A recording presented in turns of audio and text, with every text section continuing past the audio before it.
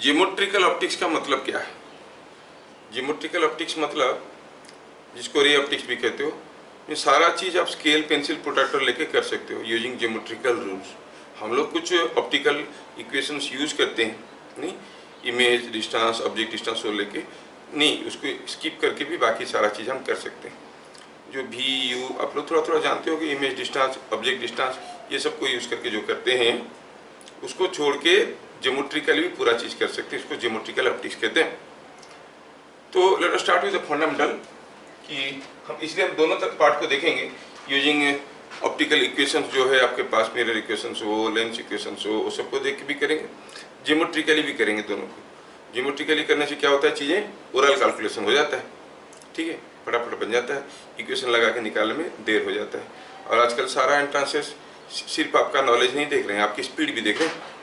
If you go for medical entrance there will be 45 questions in 1 hour, too difficult to do, मतलब एक एक question को 1 minute 10 second करीब मिलेगा, समझ में आ रहा है? तो 10-15 सेकंड तो लग जाता है पढ़ने में, फिर कैलकुलेट करना होता है, फिर ओब्यूल होता है, ओब्यूल मार्क होता है, उसको OMR होता है, उसको डार्कनिंग करना पड़ता है। तो क्वेश्चन को पढ़ने में, डार्कनिंग करने में नॉट लेस देन 25 सेकंड लग जाते हैं, बाकी रह गया 45 सेकंड। 45 सेकंड में क्वेश्चन को समझना है और उसका आंसर निकालना है, तो कितना स्मार्टली कैलकुलेट करना पड़ेगा, नहीं? तो knowledge is not only the important thing, speed, मतलब what work you do is not important, how fast you do, your power is being tested, rate of being work, ठीक है?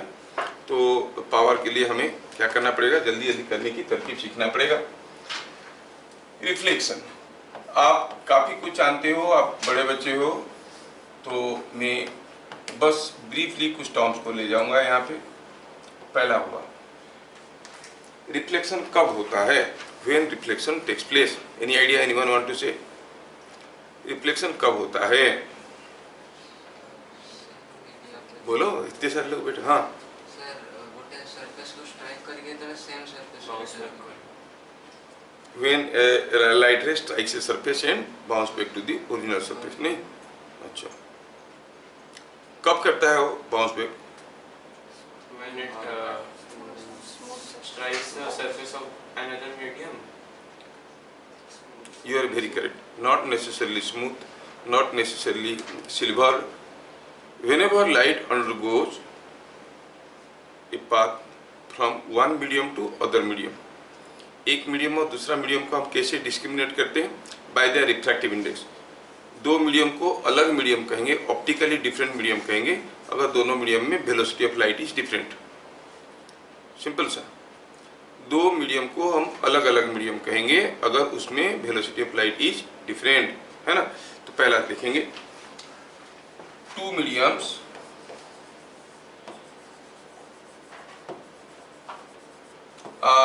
said to be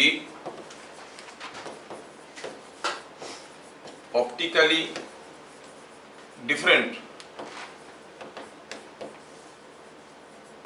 if velocity of light in them are different। Simple सा चीज है, थोड़ा higher understanding के बाद हम देखेंगे when refractive index is different कहेंगे। अभी फिलहाल तो कहेंगे कि अगर पानी और एयर, ऑब्वियसली दो डिफरेंट मीडियम है, क्योंकि velocity of light in water is something and in air is something different. Okay, when light moves from one medium or light is incident, rather we'll write light is incident at the interface of two different medium,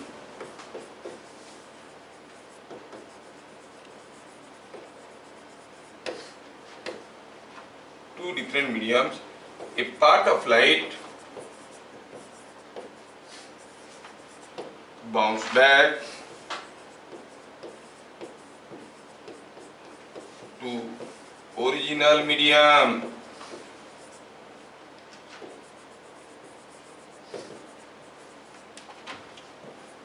This phenomenon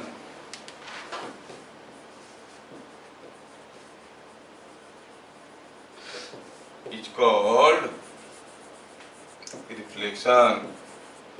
तो reflection क्या है? जब भी light एक medium से एक और ये दूसरा दो मीडियम का इंटरफेस पे आके पहुंचेगा, ठीक है। जस्ट कि this is what is a glass slab. Suppose ये एक ग्लास स्लैब है और मान लो कि कोई लाइट रे आके इसके ऊपर ऐसे गिरा, तो देखोगे लाइट एनर्जी का कुछ हिस्सा अंदर चले जाएगा, कुछ हिस्सा वापस पुराने मीडियम में चले जाएगा। This is what is called a reflected ray. समझ में आया क्या? अब जो लाइट अंदर आया, this light reaches the interface between this and glass, air और ग्लास के बीच में पहुंचा तो part of light bounce back कर गया, पार्ट ऑफ लाइट अंदर गया। जो अंदर आया वो यहाँ पर पहुंचने के बाद फिर इसको बाहर निकलना है, यहाँ पर भी तो एक बाउंड्री है। Again there are two different mediums, तो यहाँ से लाइट कुछ तो बाहर निकल के आ जाएगा, कुछ लेकिन फिर से वापस चले जाएगा। ये जो लाइट यहाँ से वापस गया, ये आके पहुंचेगा यहाँ पे, कुछ हिस्सा बाहर चले जाएगा, कुछ फिर से वापस आ जाएगा। मतलब when a light ray is incident at this surface of this slab, multiple reflections are taking place at this surface, हर सरफेस में रिफ्लेक्शन हो रहा है। समझ में? तो अगर हम कहेंगे ये रे है, रे ए, ये बी, ये सी, ये डी, ये ई, ये एफ, ये जी, तो यहाँ पर रिफ्लेक्टेड रे किसको किसको कहोगे आप? बी रिफ्लेक्टेड रे है, एफ एक रिफ्लेक्टेड रे है, ई एक रिफ्लेक्टेड है। समझ में? जो जो वापस आ रहे हैं वो सब रिफ्लेक्टेड रेज हैं, ठीक है। आप कहोगे इसमें ये जो वापस आने वाली रेज हो गए रिफ्लेक्टेड रेज आ कौन कौन? बी यहाँ पर रिफ्लेक्ट कर रहा है F, and this is called ई। ऐसे और भी बन सकते हैं, है ना। रिफ्लेक्टेड रे किसको कहते हैं? When light strikes the interface between two different medium and a part of energy bounce back to the original medium, तो इसको हम रिफ्लेक्टेड रे कहते हैं। Next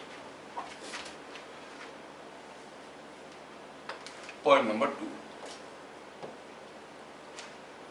point number 2, how we perceive certain thing. कोई चीज़ को हम परसीव कैसे करते हैं? वैसे जो सोर्स होते हैं, ये source of light may be of two types. One is a luminous body, other is a non luminous body. जिसका अपना लाइट जनरेट हो रहा है उसको हम लुमिनस बॉडी कहेंगे। Sun is a luminous body, the light bulb glowing is a luminous body. But when that light bulb, the rays coming from the light bulb are falling on this pane and bouncing back from here. So this also appears as a virtual source, क्योंकि यहाँ से भी light निकल रहे हैं। क्यों? Because of reflection. But इसका अपना लाइट नहीं, this is called a non-luminous body. तो जो भी सोर्स ऑफ लाइट है वो दो किस्म का हो सकता है ना। वर्चुअल सोर्स और रियल सोर्स। रियल सोर्स मतलब लुमिनस बॉडी जिसमें से लाइट निकलता है, उसका अपना लाइट है। और लाइट अगर किसी बॉडी पे गिरने के बाद रिफ्लेक्ट करके वापस आता है तो वहाँ से निकलता हुआ नजर आता है, तो हम उसको नॉन लुमिनस बॉडी कहते हैं। समझ में आ रहा है? हम लाइट को देख नहीं सकते, light can not be seen, but when light is incident on a body and it reflects from that and reaches our eye, we are able to see the body. समझ में आ रहा है? अब आपके और हमारे बीच में जो लाइट रे जा रहा है, we can not see the light, लेकिन जब लाइट आपके ऊपर गिर रहा है और रिफ्लेक्ट करके वहाँ से वापस आ रहा है तो मैं आपको देख पा रहा हूँ। समझ में आया? लाइट को हम देख नहीं सकते। अगर आप स्पेस में चले जाएंगे, अर्थ की एटमॉस्फेयर की बाहर चले जाएंगे जहाँ पर एयर भी नहीं है, पूरा का पूरा अंधेरा मिलेगा, डार्क, क्योंकि वहाँ पर कोई ऑब्जेक्ट नहीं है। वहाँ पर अगर आप खड़े रहोगे तो सन का लाइट आपके ऊपर गिरेगा, you will be able to see your hand, but you see around there is nothing. अब पूरा एकदम जैसे आपके ऊपर स्पॉटलाइट डाला गया, चारों तरफ सारे, दिन के वक्त में जाओ, रात के वक्त जाओ, किसी भी समय में जाओ, अंधेरा ही अंधेरा मिलेगा। But if there are two persons they can see each other, but everywhere जैसे लगेगा कि मान लो कि ड्रामा स्टेज पे हम लोग खड़े हैं, पूरा डार्क है और आपके ऊपर स्पॉटलाइट लगा है, ऐसे लगेगा। समझ लो, चारों तरफ अंधेरा है, ठीक है। तो light is not seen, light can not be scene. ये एक फॉर्म ऑफ एनर्जी है। और luminous body non luminous body क्या है बता दिए, सारा चीज़ को डिटेल्स में लिखने की जरूरत नहीं है, आपको काफ़ी चीज़ें मालूम है। लुमिनस बॉडी किसको कहते हैं? जिसका अपना एनर्जी होता है, लाइट एनर्जी जनरेट करता है। नॉन लुमिनस किसको कहते हैं? वो दूसरों का एनर्जी जब इसके ऊपर गिरता है, लाइट एनर्जी, और रिफ्लेक्ट करके हमारे पास आता है, तो वहाँ से भी एनर्जी निकलता हुआ नजर आता है, तो हम उसको नॉन लुमिनस बॉडी कहते हैं। What you think about Anvesh Aniket Mahanto? He is a luminous body और नॉन लुमिनस बॉडी। देखो कैसा ग्लो कर रहा है, जैसे कि उसका अपना लाइट है, लेकिन लाइट तो बल्ब का है। वो सोच रहा है मेरा फेस ग्लो कर रहा है, नहीं, तेरा फेस ग्लो नहीं कर रहा है। नहीं, तेरा जितना ग्लो कर रहा है वो लाडला का भी उतना ही ग्लो कर रहा है, लेकिन वो तुम दोनों का ग्लो नहीं है, ग्लो है लाइट का, है कि नहीं? अच्छा, चलो ये सब चीजें नहीं लिखेंगे। दूसरा हुआ ये जनरल परसीव हम सब, हाँ क्या हुआ, हम ये जानते हैं कि light moves in a straight line, नहीं, unless until it interacts with different mediums, तो सीधे सीधे ही जाता है। तो जैसे जैसे हम देखना शुरू किए हैं पैदा होने के बाद, लाइट स्ट्रेट लाइन में जाता है, ये हमारा अंडरस्टैंडिंग में आ चुका है। मुझे अगर दिख रहा है कि तुम यहाँ पे हो, तो मैं कहूँगा, तुमको कोई पूछेगा तुम कहाँ पे हो, तुम बोलोगे ये हो यहाँ पे है। मतलब कोई लाइट रे, ये पेन से कोई लाइट रे गिरा, वो रिफ्लेक्ट करके मेरी आंखों में गिरा, तो मेरा ये आंख क्या कहेगा कि this object is here.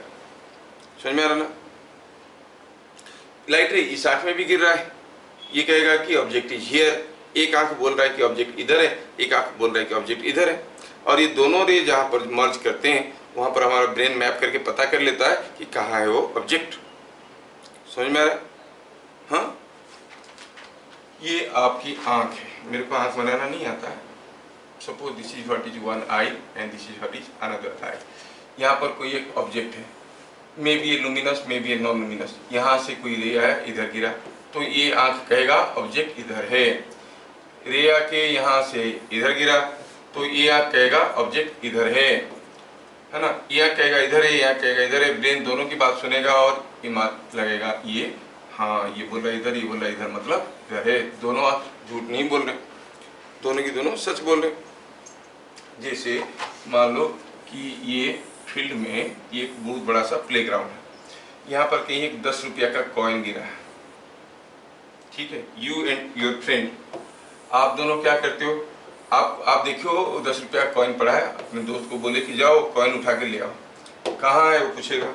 Suppose your friend is standing here, you are here, आप देखो, बोलोगे कि इधर है, वो कहाँ देखेगा? इधर देखेगा, इधर देखेगा, इधर इधर इधर इधर, देखते देखते पूरा फील्ड का अंत तक देखेगा, आसानी से उसको नहीं मिलेगा। तब अगर कोई दूसरा फ्रेंड आ जाता है, बोलता है दिख नहीं रहा है क्या गधा, देख इधर है, तो वो लड़का क्या करेगा? वो एक बार आपको दिखेगा, एक बार इसको दिखेगा, वो बोलेगा कि ये इधर को बोल रहा है, ये इधर को बोल रहा है, अपना दिमाग चलाएगा और वो आके सही जगह पे पहुंच जाएगा कि नहीं पहुंच जाएगा? Can 2% indicate? Exactly that way, when both of the eyes help you to locate the distance of the object, size of the object.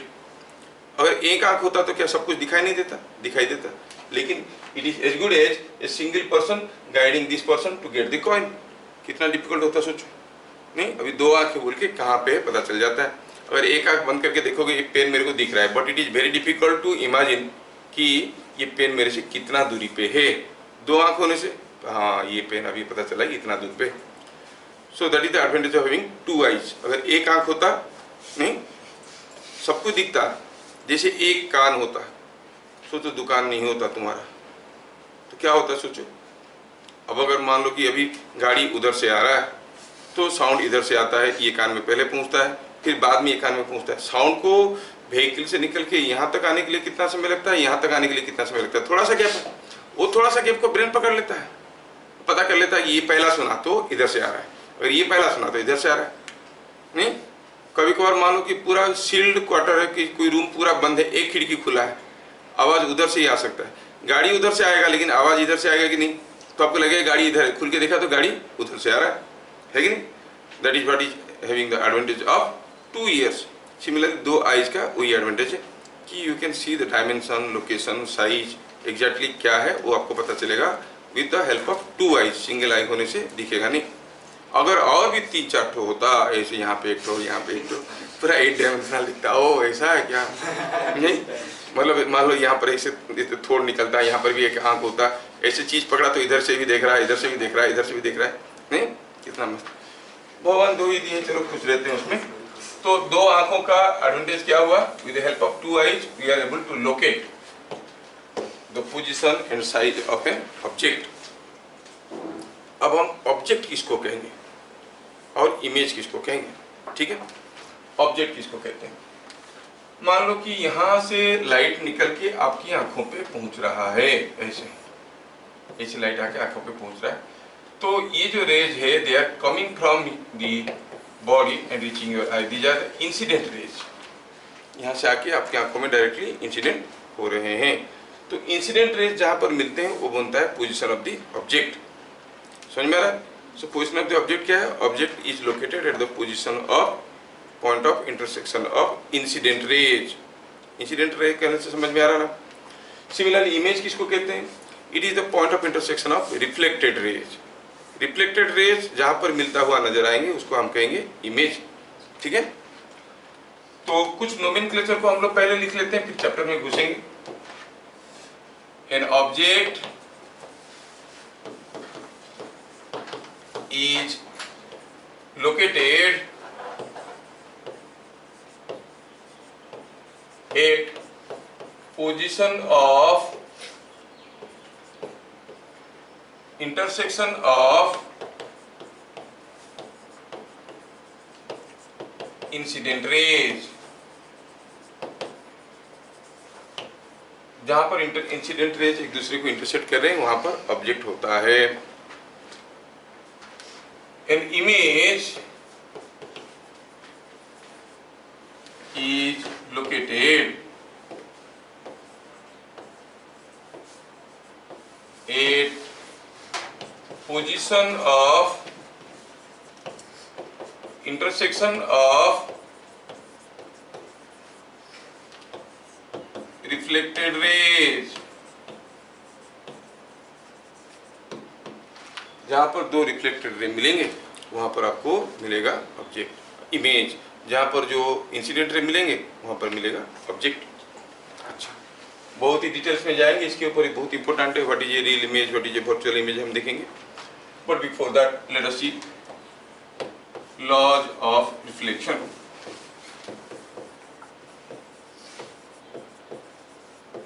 अगर कोई एक सरफेस पे कोई रे ऐसे गिरा, जहाँ पे गिरा वहाँ पे आप एक परपेंडिकुलर ड्रॉ करो, call it the normal to the point of incidence. और ये रे यहाँ पर गिरने के बाद यहाँ से निकला, ऐसे करके गया।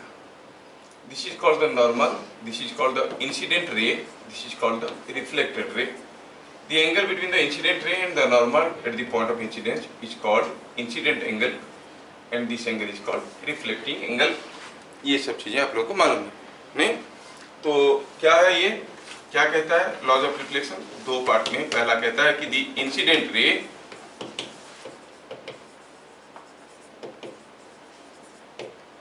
The reflected ray and the normal at point of incidence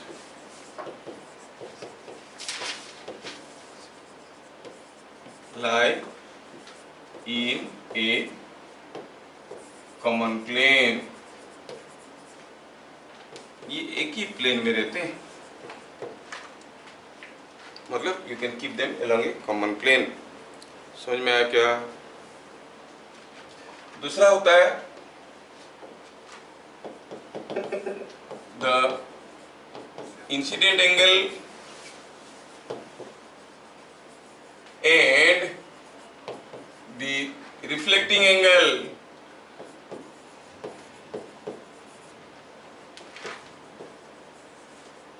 are equal to each other।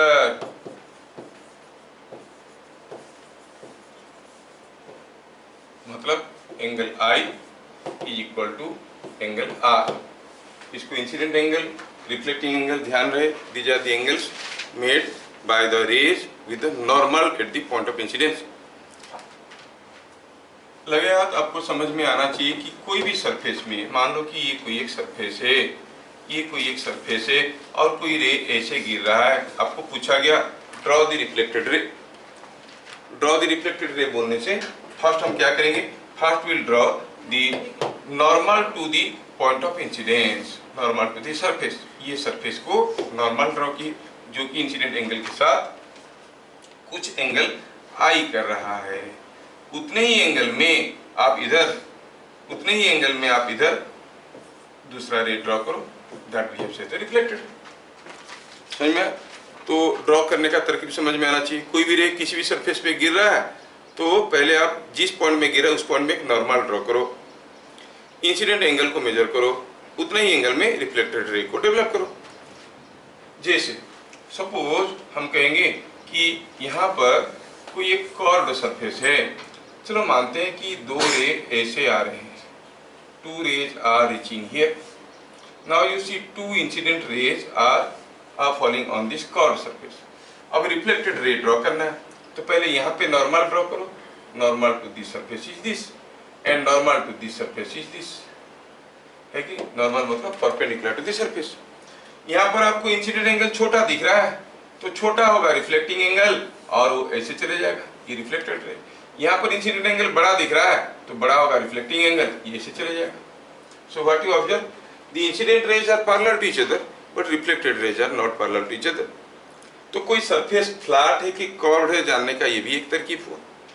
जो लोग घर में पुट्टी उट्टी लगाते हैं ना, वो वायरिंग करते हैं, वो पूरा प्लेन हुआ कि नहीं पता करने के लिए बढ़िया से करोगे, पूछने से वो मिस्त्री बोलेगा कि हाँ मैं लाइट डाल के करता हूँ। मतलब अगर आप पैरेलल रे डालोगे, पैरेलल बीम निकल गया तो पूरा फ्लैट है। ये अगर पैरेलल रे होते तो ये दोनों भी पैरेलल होके ही निकलते, लेकिन एक कर्व्ड सरफेस है मतलब parallel beam of light incident on this are diverging और converging but not remaining parallel after reflection. समझ में आया क्या? क्यों बता रहा हूँ, ये सारे ऑब्जेक्टिव क्वेश्चन में आएंगे। Two parallel rays incident on a surface reflect and diverge from each other, the surface is plane और curved, मतलब कर्व्ड सरफेस रहेगा। समझ में आया? अच्छा ऐसा है। तो हम देख लिए laws of reflection, point number 3। अब हम देखें कि इमेज कहाँ पे होता है, जहाँ पे रिफ्लेक्टेड रे मिलते हैं। क्यों ऐसे होता है, कोई जरूरी है क्या जहाँ पे रिफ्लेक्टेड रे मिलेंगे वहाँ पर इमेज होगा? नहीं, जहाँ पर रिफ्लेक्टेड रे मिलेंगे, बहुत सारा रिफ्लेक्टेड रे मिलेंगे, वहाँ पर एक ब्राइट स्पॉट बनेगा। मान लो कि ये सारा लाइट एक ही जगह आके गिर रहे हैं, है ना, तो ये लाइट आगे भी जा रहा है लेकिन यहाँ पे सबसे ब्राइट स्पॉट बनेगा। The brightest image is called the image. नहीं तो आप कहोगे यहाँ पर रखने से इमेज बनता है, वहाँ पर रखने से इमेज नहीं बनेगा। क्या बनेगा? धुंधला सा बनेगा। By saying image, we talk about the bright image, the brightest image that can be formed. समझ में आ रहा है? तो brightest image कहाँ पर होगा? जहाँ पर सारा लाइट जाके गिर रहा है, यहाँ पर देखेंगे तो आपको सबसे bright image मिलेगा। नहीं, image का मतलब bright image, brightest image rather you say, है ना? तो अब देखें कि हम अगर रिफ्लेक्टेड रेज आके कहीं मिल रहे हैं तो वहाँ पर इमेज फॉर्मेशन होता है, लेकिन कोई जरूरी नहीं कि रिफ्लेक्टेड रेज मिलेंगे। जैसे अभी थोड़ी देर पहले ये वाला केस देखे हम, यहाँ पर तो दोनों रिफ्लेक्टेड रे कभी मिलने का कोई गुंजाइश नहीं है, एक दूसरे से दूर ही जा रहे हैं। क्या इसमें इमेज फॉर्मेशन नहीं होगा? होगा। The reflected rays they either meet और they appear to meet at certain point upon extension. अगर आप इधर से देखोगे, I give you some example here. अगर सपोज हम कहेंगे कि ये कोई एक सरफेस है, पता चला यहाँ पर एक लाइट रे गिरा और वो ऐसे निकल गया, और पता चला यहाँ पर एक लाइट रे गिरा, वो ऐसे चला गया। Now these rays are the reflected rays. ये आपकी आंखों में पहुंचे, ये आपकी आंख है, तो आपको क्या लगेगा? ये वाला आंख कहेगा कि ऑब्जेक्ट इधर है, ये कहेगा इधर है, तो दोनों को एक्सटेंड करो, लगेगा कि इमेज कुछ कहाँ पर है, योर ब्रेन विल मैप, लगेगा कि ऑब्जेक्ट यहाँ पे है, तो उसको लगेगा ऑब्जेक्ट है, लेकिन ऑब्जेक्ट नहीं हो, क्या है? इमेज है। जो देखने वाला है वो ऑब्जेक्ट इमेज में डिस्क्रिमिनेट नहीं कर सकता। दोनों को देखेगा तो बात अलग है, एक को देखेगा तो वो बोल नहीं सकता ये ऑब्जेक्ट है कि इमेज है। समझ में आ रहा है? When you see both of them तो पता कर लेते हो, हाँ मान लो कि ये जो आ रहा है किसी जगह से आ रहा है, वहाँ से डायरेक्ट रे भी आपके पास आ रहे हैं, तो you are able to see the object as well as the reflected rays through the reflected rays the image. तो यहाँ पर क्या हो रहा है, जो रिफ्लेक्टेड रेज है वो एक दूसरे के साथ मिल नहीं रहे हैं, but they are appearing to meet at certain point. अगर दोनों रिफ्लेक्टेड रेज सचमुच किसी पॉइंट में मिलेंगे तो कौन सा इमेज बनेगा, रियल इमेज। ये मिल नहीं रहे हैं लेकिन मिलता हुआ नजर आ रहे हैं तो इसको कहेंगे वर्चुअल इमेज। तो हमारे आंख कौन सा इमेज को देख पाता है, वर्चुअल इमेज को। It can not see the real image. Real image को क्यों नहीं दिख पाएगा, ये भी फिर बात दूसरा हुआ। कोई बॉडी को देखने के लिए हमारे पास क्या पावर है, हम जानते हैं कि कोई एक ऑब्जेक्ट को हम देख के समझ पाएंगे, पहचान पाएंगे अगर वहाँ से जो रेज आ रहे हैं वो कम से कम हमारे आंखों में 1 मिनट एंगल कर रहे हैं। 1 मिनट मतलब 1/60 डिग्री। ये पेन को मैं यहाँ पे पकड़ा हूँ, आपको पूछूंगा क्या है, पेन है। धीरे धीरे मैं आपसे दूर चले जाऊँगा, काफ़ी दूर जाने के बाद मैं पूछूंगा ये क्या है, you will not be able to guess pen है कि पेंसिल है कि डंडा है कि क्या है कि नहीं, क्योंकि यहाँ से जो दो रेज आ रहे हैं वो आपकी आंखों में कुछ एंगल बना रहे हैं। When that angle is less than 1/60 degree you will not be able to discriminate क्या है वो चीज़। समझ में आ रहा है? तो रियल इमेज कहाँ पर बनेगा, जहाँ पर सारा रे मिल रहे हैं तो एक सिंगल पॉइंट बनेगा। That single point has no dimension so you can not see the real image. लेकिन आंखों में गिरेगा तो झुलसा जाएगा, क्योंकि आंखों में गिर रहा है, इतना सारा लाइट एक साथ गिर रहा है, आपको दिखेगा नहीं, आंख झुलसा जाएगा लेकिन दिखेगा नहीं चीज़। वर्चुअल इमेज में आंख आपको झुलसा नहीं जाएगा क्योंकि रेज एक इधर गिर रहा है कि इधर गिर रहा है और they are appearing to meet somewhere here so you can see the virtual image. समझ में आ रहा है क्या? तो जो चीज़ हमें समझ में आया उसी को लिखेंगे, क्योंकि आपके स्कूल में ये सब चीज़ें डालते हैं, पूछते हैं, तो लिखेंगे if reflected rays really meet at a point, really meet at a point, then real image is formed.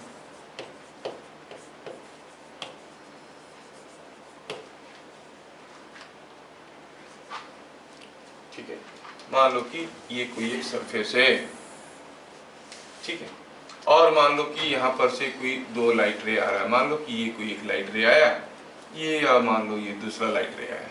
यहाँ पर कोई ऑब्जेक्ट रखा है, ये है ऑब्जेक्ट, ऑब्जेक्ट से दो रे निकल के आए। अब ये सरफेस से वो रिफ्लेक्ट करेंगे। रिफ्लेक्ट करेंगे तो कैसे करेंगे, यहाँ से जो रिफ्लेक्टेड रे निकलेगा that will obey laws of reflection. Draw the normal, यहाँ से जो रिफ्लेक्ट करेगा यू ड्रॉ द नॉर्मल। नहीं, अब ये जो रिफ्लेक्टेड रे, ये जितना इंसिडेंट एंगल है उतने ही रिफ्लेक्टिंग एंगल करके निकलेगा इधर, है कि नहीं? और ये जो रिफ्लेक्टेड रे, ये जितना इंसिडेंट एंगल है उतना ही रिफ्लेक्टिंग एंगल करके ये भी निकलेगा इधर।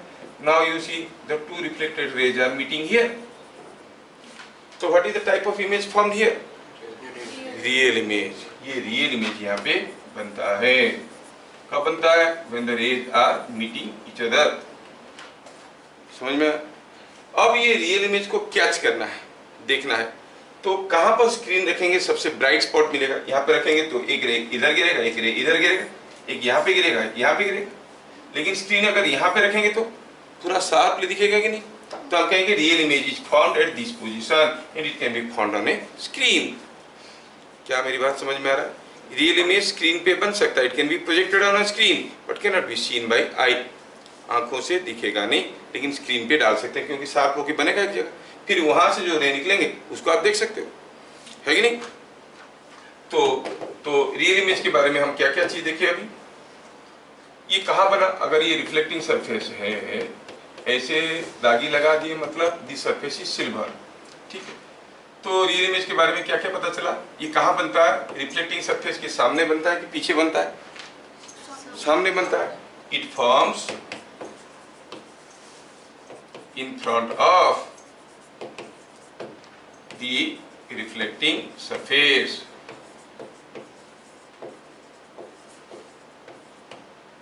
अच्छा, can it be seen? It cannot be seen दूसरा होगा it can be projected on A screen, ये स्क्रीन के ऊपर डाल सकते हैं लेकिन नेकेड आई से देख नहीं सकते। समझ में आया? सर वो पॉइंट में भी तो इंटरसेक्ट कर रहा है ना लाइट, कौन सा पॉइंट में? ये पॉइंट में? और एक वो जो बीच में। बीच में कहाँ इंटरसेक्ट कर रहा है ये? अच्छा ये बोल रहा है कि ये रे भी तो इंटरसेक्ट कर रहे हैं, है कि नहीं? हाँ होगा, but that is not called image, that is not called image. Image किसको कहते हैं? Where the reflected rays meet. ये ऐसा तो बहुत सारे पॉइंट में मिल सकते हैं लाइट रेज, उसमें इंटरफेरेंस करके फिनोमेनन आता है।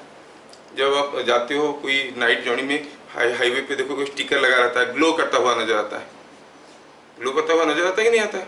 गाड़ी में जाते हो रोड साइड में वो लगाते हैं कोई, मतलब ये यू टर्न है, ये इंडिकेट करने के लिए, या फिर किसी दूसरे गाड़ी के पीछे लगा रहता है स्टिकर, पूरा ग्लो करता है। क्यों ग्लो करता है? एक लाइट जाता है रिफ्लेक्ट करके वापस आता है, दूसरा इधर से जा रहा है, दोनों मिलते हैं वहाँ पे, ठीक है? But that is not called image, you are not seeing the image there, you are seeing the glowing effect. Intensity वहाँ पर 4 गुना हो जाता है, वो दूसरी चीज़ है, तुम लोगों का नहीं है, वो वेव ऑप्टिक्स में आता है, रे ऑप्टिक्स में नहीं है, ठीक है? तो यहाँ पे क्या हुआ, यहाँ पे क्या हुआ कि रियल इमेज कब फॉर्मेशन होता है? When the reflected rays really meet at a point. It always forms in front of the reflecting surface. It cannot be seen by naked eye. It can be projected on a screen. Similarly, virtual image कब होगा? Let us see. Point number 4. If reflected rays diverge but appear to meet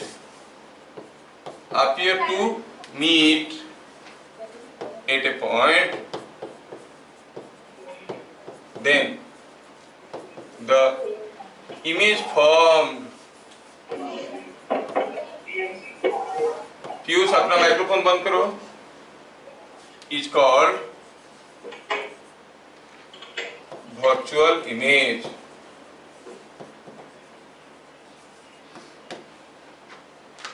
मतलब rays are not really meeting, they are appearing to meet at certain point. जैसे मान लो कि अभी भी बता रहे थे, सपोज हम कहेंगे ये कोई एक सरफेस है, अब मान लो कि कोई एक ऑब्जेक्ट से निकलता हुआ रेज इसके ऊपर गिर रहे हैं, ठीक है? ये जो रे गिरा, ये दोनों इंसिडेंट रे है, because they are meeting at the object. ये दोनों रे को एक्सटेंड करो तो ऑब्जेक्ट पे मिल रहे हैं, जहाँ पर इंसिडेंट रेज मिलते हैं उनको ऑब्जेक्ट कहते हैं, उस पोजीशन को पोजीशन ऑफ ऑब्जेक्ट कहते हैं। अब ये जो रे है ये रिफ्लेक्ट करेंगे यहाँ से, तो रिफ्लेक्ट करेगा तो ये वाला रे क्या जाएगा? ऊपर वाला रे रिफ्लेक्ट करने के बाद ऐसे जाएगा, because you see with the normal it is making some angle, उतने ही एंगल में इसको ड्रॉ करना है। दूसरा वाला रे ये जितना एंगल में इंसिडेंट हुआ है उतना ही एंगल में रिफ्लेक्ट करके निकलेगा। Now you clearly see this reflected ray and this reflected ray are the results of the incident rays from the same object, but they are not meeting, they are diverging. However, if you extend them, इसको अगर इधर को extend करते हो, इसको अगर इधर को extend करते हो, they are appearing to meet somewhere here. They are actually not meeting, they are appearing to meet somewhere here. तो ऐसा इमेज को हम क्या कहेंगे? Virtual image. We'll call it a virtual image.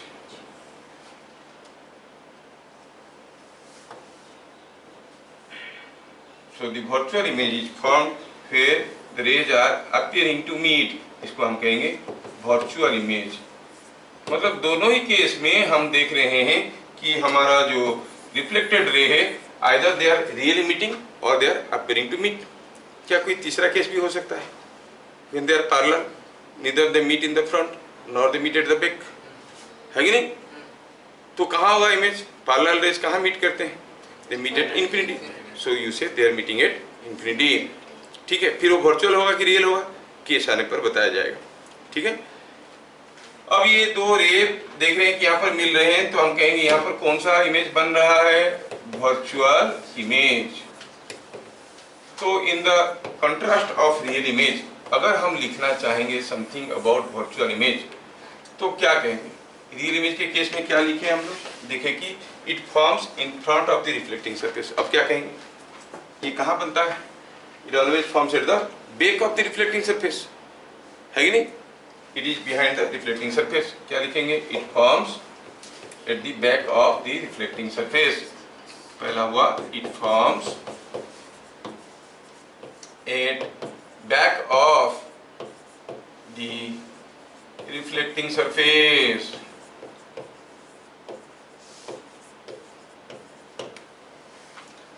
कोई रिफ्लेक्टिंग सरफेस है, उसके पीछे कोई चीज है तो फिर आपको दिखेगा कैसे, है ना, पीछे बनता है, देख सकते हो क्या, अरे दिखने वाला फिनोमेनन तो तब आता है जब कोई लाइट रे हमारे आंखों में आके पहुंचता है। When you see from this side, this ray and this ray will reach your eye. एक आंख कहेगा कि ऑब्जेक्ट इधर है, एक बोलेगा इधर है, तो दोनों जहां मिलते हुए नजर आएंगे वहां पर इमेज है बोल के लगेगा, है कि नहीं, लगेगा हमें वहां पर इमेज है, लेकिन ये नहीं कि इसके पीछे भी कोई चीज रख दो तो हम देख सकते हैं। समझ में आया? तो क्या ये इमेज को हम देख सकते हैं? हाँ देख सकते हैं, दोनों आई पे दो रे गिरेगा तो देख सकते हैं। कोई भी एक पॉइंट ऑब्जेक्ट को डिस्क्रिमिनेट करने के लिए, जानने के लिए कम से कम कितना ठो रे चाहिए, कम से कम दो, एक आंख में गिरेगा, एक आंख में गिरेगा, तो पता चल जाएगा कि ऑब्जेक्ट कहाँ पर है। सिमिलरली इमेज कहाँ पर है जानने के लिए, ये रे कहीं पे गिरेगा, ये रे दोनों आंख पे गिरेंगे तो आपको लगेगा कि इमेज यहाँ पर है। तो हम कहेंगे इट कैन बी सीन। क्या हम इसको किसी स्क्रीन पे डाल सकते हैं? हाँ, यहाँ पर स्क्रीन रखेंगे तो ये गिरेगा, इधर रखेंगे तो ये गिरेगा, लेकिन शार्प इमेज तो नहीं बनेगा। So this can not B projected on A screen. This can not B projected on A screen. क्या यहाँ तक की बातें समझ में आया? तो इमेज कहाँ पर होता है? Eight the point of intersection of reflected raise. Reflected कोई इंसिडेंट रे के चलते रिफ्लेक्टेड रे कैसे बनेगा, कैसे ड्रॉ करते हैं? पहले जहाँ पर इंसिडेंट हो रहा है eight the point of incidence draw a normal, measure the incident angle, उतना ही रिफ्लेक्टिंग एंगल लेके रिफ्लेक्टेड रे को ड्रॉ करो। समझ में आया? दो रिफ्लेक्टेड रे जहाँ मिलेंगे वहां पर बनेगा इमेज। अगर सचमुच मिल रहे हैं तो रियल इमेज, मिलता हुआ नजर आ रहे हैं लेकिन मिल नहीं रहे हैं तो कहेंगे वर्चुअल इमेज। कौन सा इमेज को हम देख सकते हैं? मतलब जितना भी इमेज हम देख रहे हैं, कहीं भी अगर अपना इमेज देख रहे हैं तो आप वर्चुअली देख रहे हो, रियल इमेज तो देख ही नहीं सकते। कौन सा इमेज को स्क्रीन पे डाल सकते हैं? Real image. बस इतना याद रखना है। खैर, तो ये कुछ बेसिक अंडरस्टैंडिंग हो गया about real image, virtual image, luminous body, non luminous body, object किसको कहते हैं, इमेज किसको कहते हैं, रिफ्लेक्शन क्या है, थोड़ा बहुत नॉलेज हो गया। Let us start with reflection at plane surface.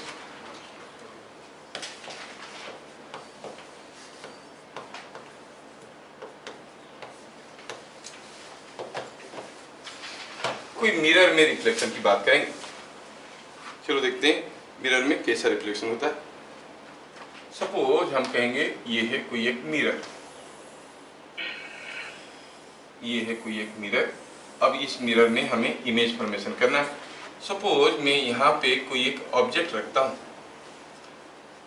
अब अगर ये ऑब्जेक्ट से ढेर सारे रे निकल के इधर जा रहे हैं, इधर जा रहे हैं, इधर जा रहे हैं, इधर जा रहे हैं, चारों तरफ जा रहे हैं rays, may B a luminous object, may not be a luminous object. अगर लुमिनस है तो खुद से लाइट निकल रहा है, नॉन लुमिनस है तो किसी दूसरे का लाइट गिर रहा होगा, रिफ्लेक्ट करके निकल रहा होगा। तो ये ऑब्जेक्ट है, चारों तरफ लाइट निकल के जा रहे हैं। अगर ये लाइट्स आके हमारे आंखों में गिरेंगे तो हम क्या कहेंगे? हाँ, ऑब्जेक्ट यहाँ पर है। नहीं, we can see the object if the rays from the object directly reach our eye. Suppose हम कहेंगे कि हम यहाँ पे कहीं खड़े हैं और हमारे और ऑब्जेक्ट के बीच में क्या है, कोई एक प्लाई बोर्ड लगा है, हम इसको देख नहीं सकते। अब क्या हो रहा है देखो, अब यहाँ से जो रे आ रहे हैं वो इस सरफेस पे भी गिरेंगे, यहाँ से बाउंस करके वापस आएंगे, फिर हमारे आंखों में गिरेंगे, नहीं रिफ्लेक्ट करके वापस आएंगे, हमारे आंखों पे गिरेंगे। आंखों में गिरने से हमको फिर से दिखाई देगा। जब भी लाइट रे आके हमारे आंखों में गिरता है, we are able to see the source. तो सोर्स में भी लुमिनस, नॉन लुमिनस, ऑब्जेक्ट और इमेज। तो हम जो देखेंगे, क्या देखेंगे? क्योंकि रिफ्लेक्टेड रे पहुंच रहा है तो हमें क्या दिखेगा? ऑब्जेक्ट दिखेगा कि इमेज? इमेज दिखेगा। ऑब्जेक्ट को देख नहीं पा रहा है क्योंकि बीच में ये प्लाई है, यहाँ से तो लाइट नहीं आ रहा है, इमेज दिखेगा। मतलब इसमें जो भी कुछ हमें दिखेगा रिफ्लेक्टेड रे के चलते वो सारा इमेज है। ठीक है। Now we want to know how is the location of the image. Suppose हम कहेंगे ये है ऑब्जेक्ट, चलो मानते हैं इमेज जानना है हमें। इमेज जानने के लिए हमें ये है मालूम है कि जहाँ पर दो ठो रिफ्लेक्टेड रे मिलेंगे या मिलता हुआ नजर आएंगे वहां पर इमेज है। चलो यहाँ से दो रे निकालते हैं, एक रे निकालते हैं ऐसे, और ये रे जब यहाँ से रिफ्लेक्ट करेगा, ये रे जब यहाँ से रिफ्लेक्ट करेगा, उसका जो इमेज बनेगा वो रिफ्लेक्टेड रे बनेगा, वो ऐसे बनेगा, दिस इज द रिफ्लेक्टेड रे। एक रिफ्लेक्टेड रे से हम इमेज को लोकेट नहीं कर सकते, कम से कम दो चाहिए, पहले भी बता चुका हूँ। The point where reflected rays intersect, वहीं पर इमेज मिलेगा। दूसरा रे चाहिए तो आप चाहें तो यहाँ से दूसरा ला के रिफ्लेक्ट कर सकते हो, लेकिन थोड़ा इंटरेस्टिंगली सोचो कि अगर कोई चीज को हम ऐसे डाल रहे हैं, रे ऐसे भी तो गिर रहा होगा, अगर ये इंसिडेंट रे हुआ तो रिफ्लेक्टेड रे कैसे होगा, ऐसे होगा, जैसे गया है ऐसे ही आएगा। जब ये नॉर्मल इंसिडेंट है तो आप बता सकते हो क्या what is the incident angle? Zero. Incident angle क्या है? Angle between incident ray and the normal to the point of incidence. When it is normal incidence, ये नॉर्मल के साथ क्या एंगल कर रहा है? जीरो एंगल कर रहा है। ये क्वेश्चन ही तुम लोगों का बोर्ड में आता है, light rays normal incident on the surface, what is the incident angle? 90 degree लिख दोगे तो अंडा मिलेगा, समझ में है? तो ये क्या हो गया? ये अब तो दिवास बोला तो पक्का 90 डिग्री लिख लेंगे क्योंकि इसमें अंडा मिलता है। हाँ देखो ये रिफ्लेक्टेड रे हुआ, तो ये इंसिडेंट रे है, ये इंसिडेंट रे है, ये एक रिफ्लेक्टेड रे है, ये एक रिफ्लेक्टेड रे है। आपको क्या लगता है ये दोनों रिफ्लेक्टेड रे कहीं मिलेंगे? नहीं, ये तो इधर भाग रहा है, ये इधर भाग रहा है।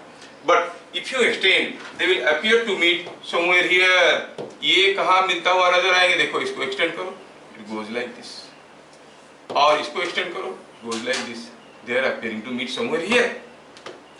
लगेगा कि as if the image is here.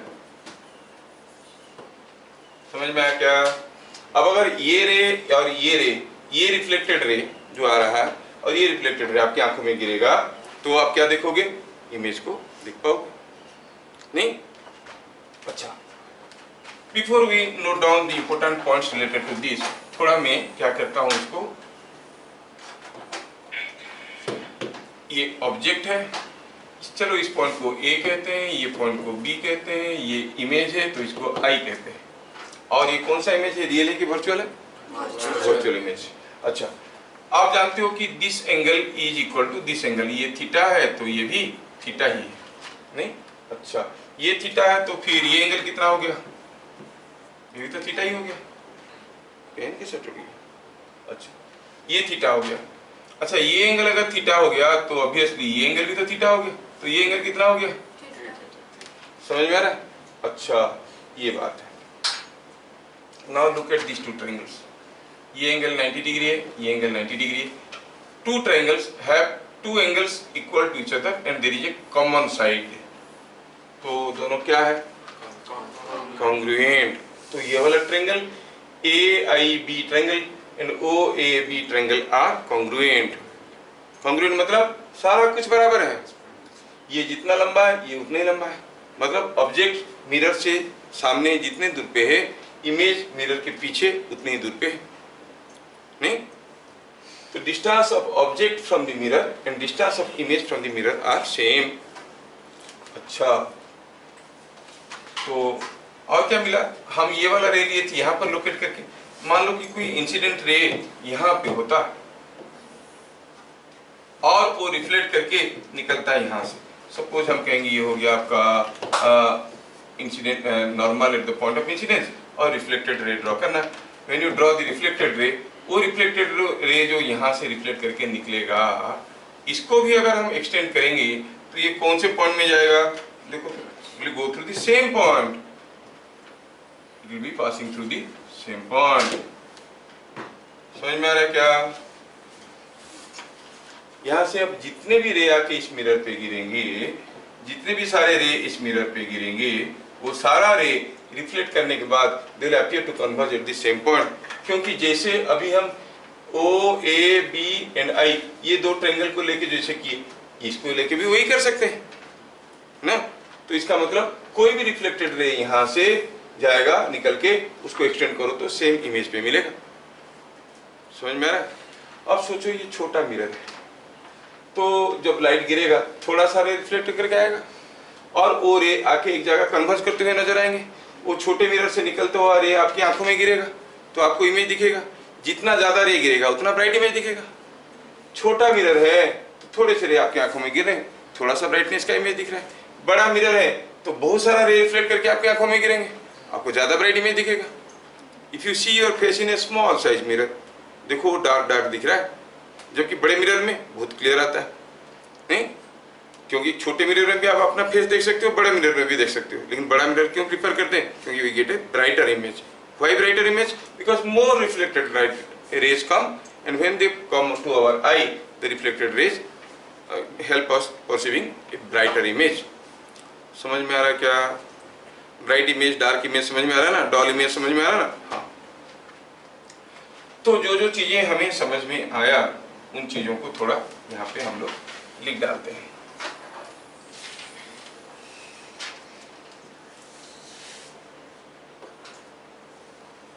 यहाँ पे हमें प्रूफ हो गया है कि ये स्कूल में प्रूफ नहीं पूछेंगे, तुम लोगों का स्पेरिकल मिरर से पूछना शुरू करेंगे, लेकिन ये समझोगे तो स्पेरिकल मिरर करेंगे। तुम्हारा स्कूल में बोर्ड में प्लेन मिरर का रिलेटेड चीजें नहीं डालेंगे, लेकिन इसी के बहाने समझना है और उसी को अप्लाई करना है स्पेरिकल मिरर, ठीक है। लेकिन एंट्रेंस वगैरह में हर जगह आएगा रिफ्लेक्शन इन ए मिरर। पहला हुआ इन ए प्लेन मिरर, हाँ I am talking about a plane mirror.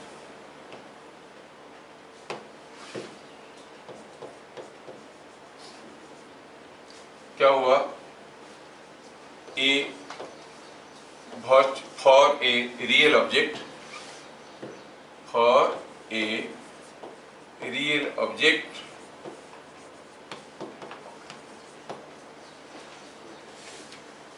in front of mirror,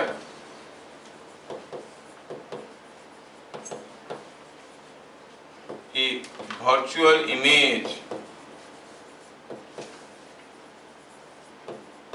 is formed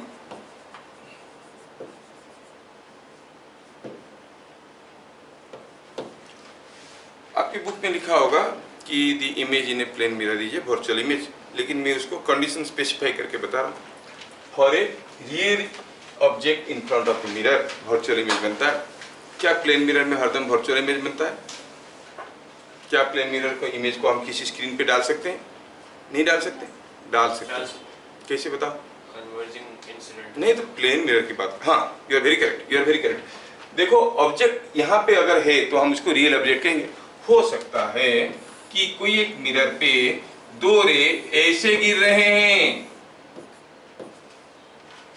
है ना, अब ये दोनों इंसिडेंट रे है, then where is the object? The point where the incident rays meet. The incident rays are appearing to meet somewhere here. लगेगा कि object यहाँ पे है और यहाँ से जो रिफ्लेक्टेड रे निकलेंगे they will be reaching here, तो यू से the image is in front of the mirror.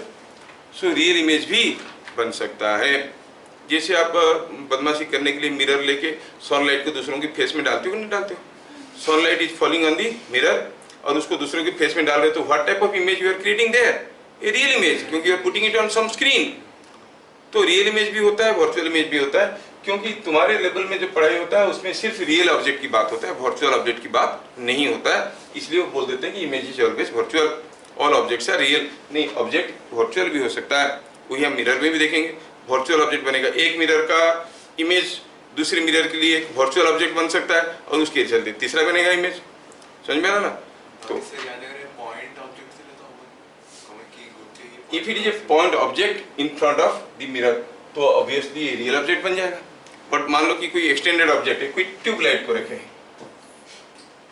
यहाँ से ढेर सारे लाइट रे आ रहे कि नहीं आ रहे? तो हो सकता है ना, तो उस लाइट को आप किसी दूसरी जगह डाल सकते हो। अगर ये पॉइंट ऑब्जेक्ट है तो ऑब्वियसली ये आप रिफ्लेक्ट वर्चुअल इमेज ही बनेगा, ठीक है। देखो बातों बातों में कितना सारा चीज आप सोच रहे हो और समझ रहे हो। तो कोई अगर पॉइंट सोर्स ऑफ लाइट है तो that will behave as a real object, लेकिन जो भी ऑब्जेक्ट को आप ले रहे हो, कोई पेन है या कुछ भी है, वो पॉइंट सोर्स तो नहीं हुआ ना, कोई ऑब्जेक्ट है, उसका एक अपना साइज है, it's never a point source. उसके ऊपर लाइट गिर रहा है, वहां से लाइट निकल के आ रहा है। हम लोग अक्सर करते वक्त क्या है, ये ऑब्जेक्ट है, पॉइंट दिखा दी। ऑब्जेक्ट कोई पॉइंट थोड़ी होता है, इंसान भी हो सकता है। You may be object, you are seeing your image in the mirror, है कि नहीं? अच्छा, तो ऐसा है। तो क्या देखिए, अगर रियल ऑब्जेक्ट है इन front of mirror the virtual image is formed. Point number 2, distance of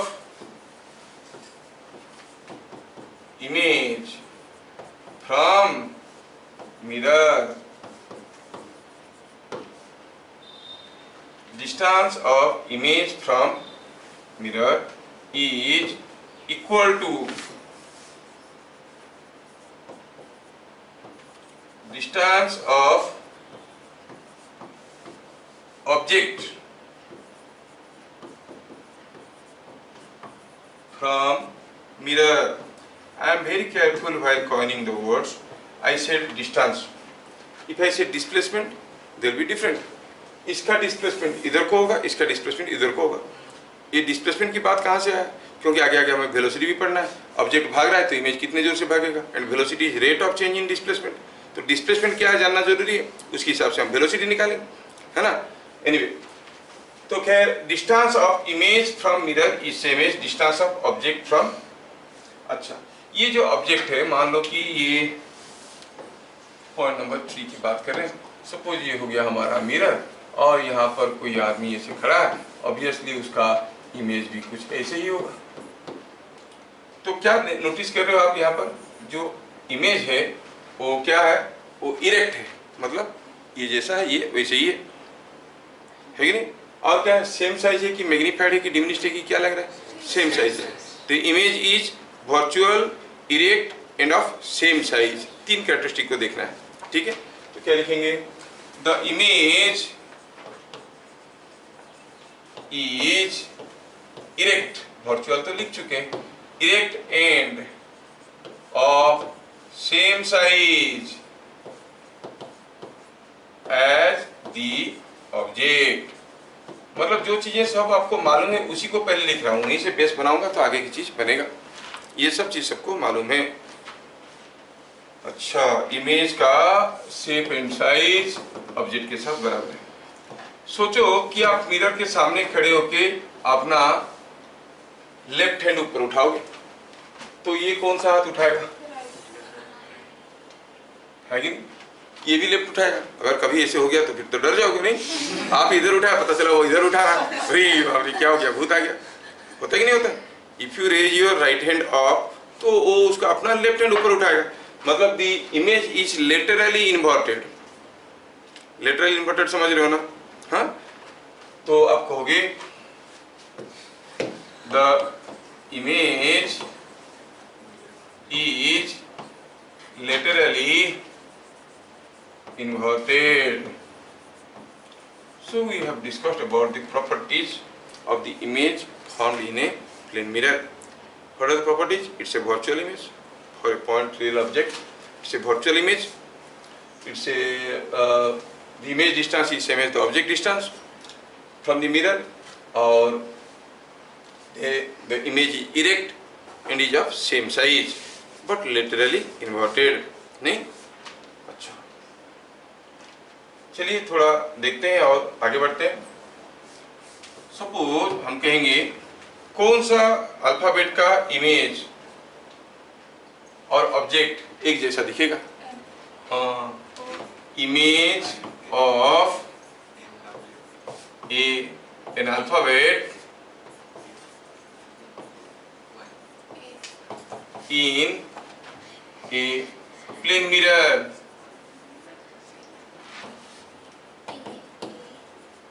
looks same as object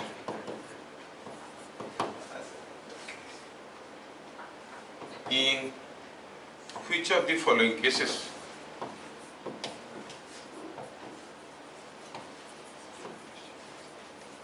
suppose हम कहेंगे लिखे हैं A, लिखे हैं N, लिखे हैं O, लिखे हैं W, लिखे हैं U, और बोलो D।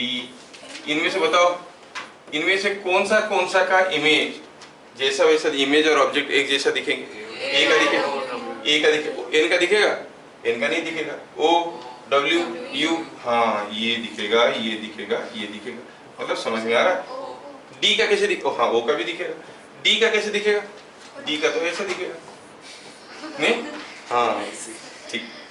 अब जानते हो ना एम्बुलेंस के कैसे लिखा जाता है? एम्बुलेंस के ऊपर एम्बुलेंस के, हाँ, क्या कि सामने से कोई दिखेगा तो उसको सीधा पढ़ जाएगा, समझ में आ रहा है? कोई अगर रियर व्यू मिरर में दिखेगा तो पता चलेगा एम्बुलेंस आ रहा है, नहीं तो अगर सीधा लिख देगा देख के पढ़ भी नहीं पाएगा, क्या आ रहा है क्या आ रहा है क्या आ रहा है, तब तक आके ठोक दिया पीछे, ठीक नहीं? क्योंकि समझ में नहीं आ रहा है क्या आ रहा है। अच्छा, दूसरा चीज है, सपोज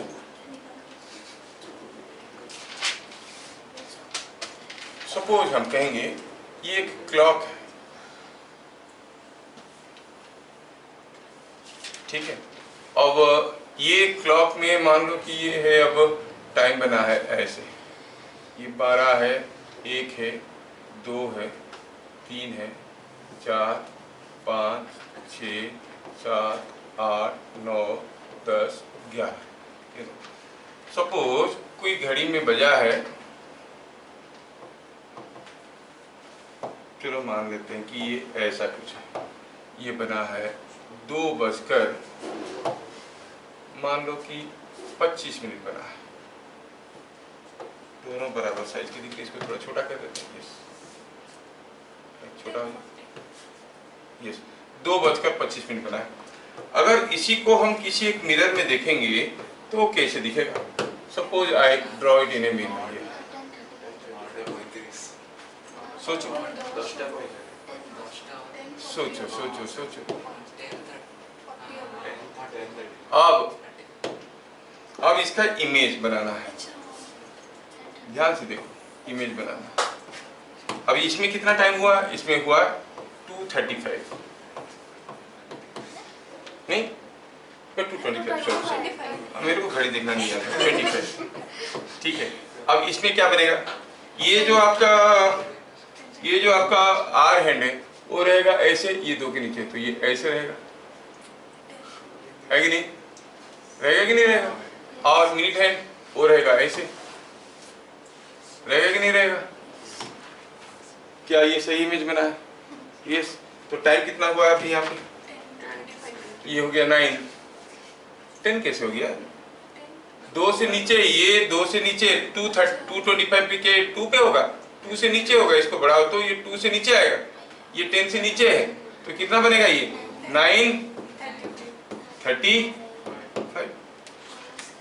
समझ में आ रहा है क्या हुआ? तुक्का नहीं मार दिया, लग गया, ठीक है। मेरा कहने का मतलब है कि कोई अगर घड़ी में 2:25 हुआ है तो उसका इमेज में होगा 9:35। मान लो किसी घड़ी में बना है 3:40, तो इमेज में कितना बजेगा? सोचना पड़ रहा है, सोचना मना है, बिना सोचे कैसे करेंगे? You see here object time जो 2.25 हुआ और 9:35 हुआ, इन दोनों को जोड़ो तो क्या हो रहा है? देखो, इट इज कमिंग 12:60 नहीं होती, 11:60 नहीं होता यार, गधा, 12 होता है। कितना बजा है? 11:60। ऐसा कोई बोलता है क्या? 12 बजा है, नहीं? मतलब object time plus image time sums up to 12। एक दिया तो दूसरा हम फटाफट निकाल सकते हैं। समझ में आया क्या? तो क्या लिखेंगे आप? इसको इंपोर्टेंट पॉइंट में नोट कर सकते हो, स्कूल वाले पूछ लेते हैं अक्सर। Reading of object clock plus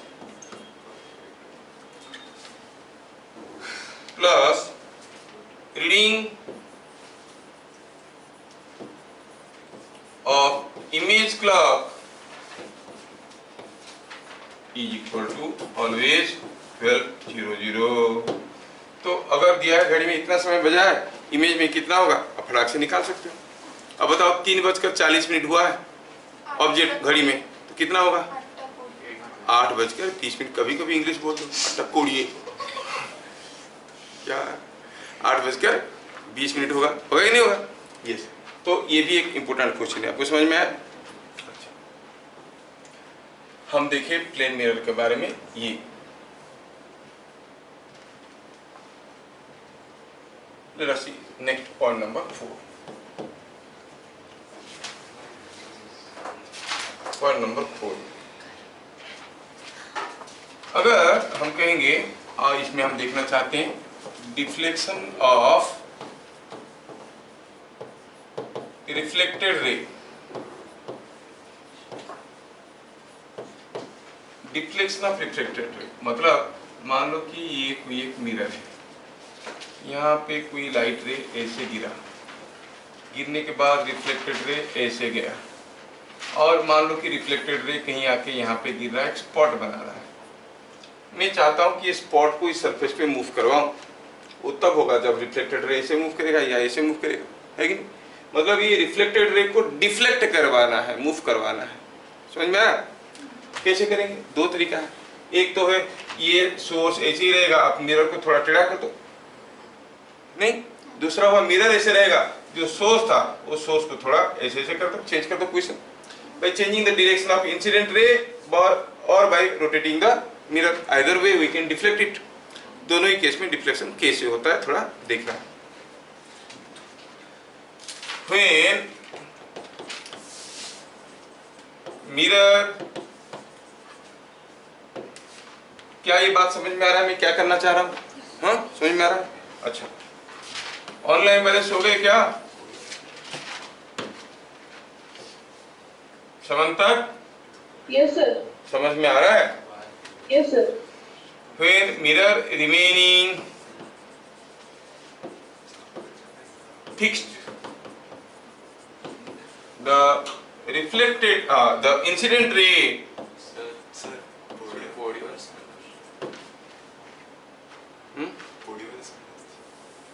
जल रहा होगा किसी का दिल फिजिक्स देख।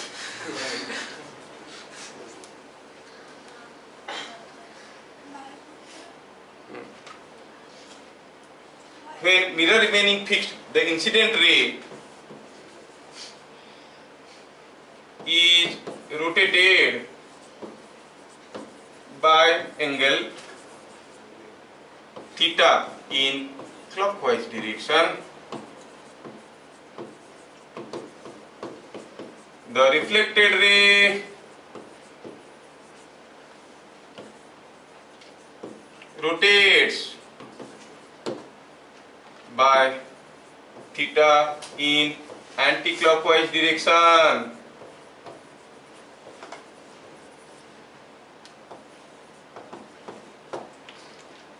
कह रहा है कि अगर मिरर को फिक्स रखते हुए हम इंसिडेंट रे को थीटा रोटेट कर देते हैं क्लॉकवाइज, मतलब इंसिडेंट रे पहले IR1 था, ये RR1 था,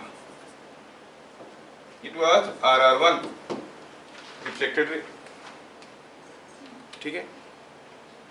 और अभी अगर इंसिडेंट रे को मैं थोड़ा सा बदल देता हूँ, आई चेंज द कलर, आई से इंसिडेंट रे को मैं यहाँ पे ले आया, ये हो गया IR2, तो रिफ्लेक्टेड रे, ये पहला वाला रिफ्लेक्टेड रे का नीचे रहेगा कि ऊपर रहेगा? कहाँ रहेगा? ऊपर रहेगा, ऐसे। क्योंकि हुआ क्या है, by the way when you do this you have changed the incident angle, incident angle को बदल दिया है कि नहीं? इंसिडेंट एंगल बदल गया है ना, मोटा हो गया, यहाँ पर इंसिडेंट रे क्या हो जाता है यार? हाँ ठीक है, अब देखो ये हो गया incident normal at the point of incidence. पहले आपका एंगल ऑफ इंसिडेंस कुछ ज्यादा था तो एंगल ऑफ रिफ्लेक्शन ज्यादा था, अब एंगल ऑफ इंसिडेंस कम हो गया तो एंगल ऑफ रिफ्लेक्शन भी कम हो गया, तो ये हो गया कौन सा? RR2, है कि नहीं? तो क्या हुआ देखो, तो इंसिडेंट रे को आप कैसे घुमाए हो? Clockwise by an angle theta. Reflected ray किधर आया है? Anti clockwise. कितना एंगल होगा गेस करो?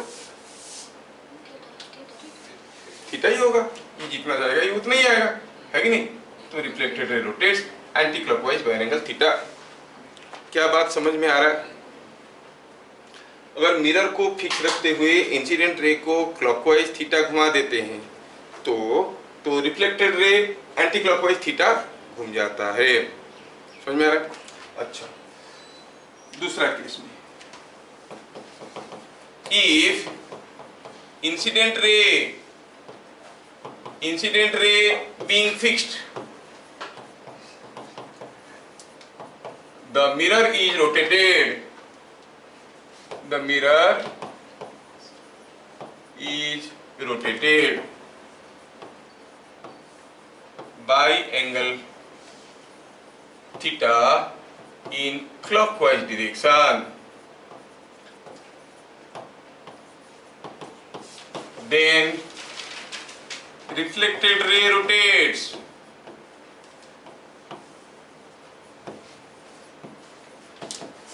by 2 theta in clockwise direction. ये इंपॉर्टेंट है।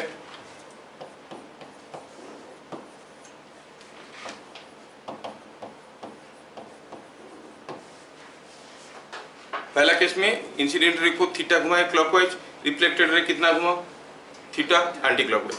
लेकिन अभी मिरर को अगर घुमाएंगे थीटा तो रिफ्लेक्टेड रे घूमेगा 2 थीटा। ठीक है, चलिए देखते हैं कैसे हो रहा है। चलो मानते हैं कि हमारा मिरर है पहला वाला। अब यहाँ पे कोई इंसिडेंट रे आ रहा था, चलो मानते हैं कि ये इंसिडेंट रे ऐसे आ रहा था और इसका normal at the point of incidence was this one and the reflected ray was this one और reflected ray is this one. चलो थोड़ा नेमिंग करते हैं। ये है IR1, ये है RR1, N1 normal at the point of incidence. थोड़ा N1 को और बढ़िया से लिखे तो इसको थोड़ा लंबा कर देते हैं। यस, ये हो गया N1।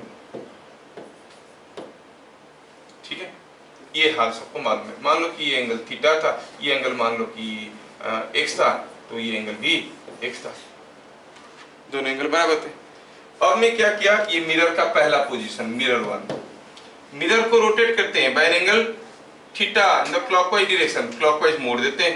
Let us draw the mirror like this. अब मिरर मुड़ गया है, कितना एंगल, बाय एंगल थीटा। ठीक है, क्लॉकवाइज मुड़ गया।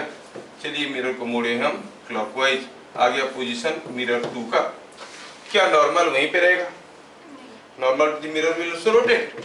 नॉर्मल टू द मिरर कैसे हो जाएगा? अब ये कुछ ऐसे हो जाएगा। Normal to the mirror becomes like this, है कि नहीं? अगर हम इसको घुमा दिए थीटा तो क्या बता सकते हो ये नॉर्मल कितना घूम जाएगा? थीटा ही घूम जाएगा। लेकिन इंसिडेंट रे फिक्स्ड है। अब इंसिडेंट एंगल क्या हो गया? इंसिडेंट एंगल हो गया x प्लस थीटा।